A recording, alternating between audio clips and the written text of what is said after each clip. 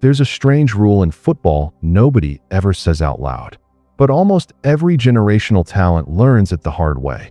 The same people who build you up will eventually try to tear you down. And the more special you are, the faster it happens. This is that pattern. And Lamine Yamal is currently living through it in real time. Here is the first thing people get wrong. Most fans assume praise and criticism follow performance. That a player gets celebrated when he's good and criticized when he's bad. In theory, that's how it should work. In practice, for a talent like Yamal, criticism often arrives at the exact moment he's playing his best football, almost like the attention itself becomes the target. This sounds simple. It is not. Yamal broke into Barcelona's first team at 16, and within 2 years, he was finishing runner-up for the Ballon d'Or, behind only Ousmane Dembele, who won it by what France Football's own editor called a wide margin, losing narrowly to a world-class talent. At 18 years old, should have been treated as remarkable. Instead, critics used it as proof he wasn't ready to be called the best. Here's where it gets interesting. The moment Yamal turned 18, two things happened almost at the same time. Barcelona handed him a long-term contract, worth tens of millions a year, and gave him the number 10 shirt, the exact shirt Lionel Messi once wore. And within days, tabloids were reporting on his birthday party, criticizing the entertainment he hired, turning a personal celebration into a public character question. Whether you like it or not, the pattern didn't stop there. When Yamal introduced a new goal celebration, mimicking a crown being placed on his head, critics immediately called it arrogant.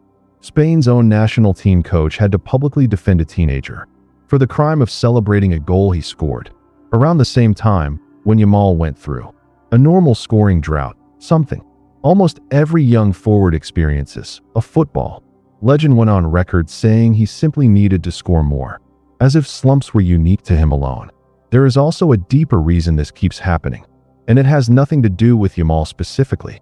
Research into sports media consistently shows that audiences engage more with conflict and controversy than with straightforward praise. A headline calling a 19-year-old arrogant generates far more attention than one simply describing a good performance. The machine isn't reacting to the player. It's manufacturing a story, because the story sells better than the truth. And here is what makes this genuinely remarkable. Despite every attempt to define him by controversy instead of performance, Yamal kept answering on the pitch. He returned from a serious hamstring injury in time for the World Cup, came off the bench, then earned a starting role, then delivered performances that helped Spain win the tournament, becoming the youngest player ever to win both a European Championship and a World Cup. The noise never actually slowed him down. It just kept trying. So the next time you see a young star suddenly become the target of endless criticism, right after his biggest achievement, remember this pattern. It's rarely about what he did wrong.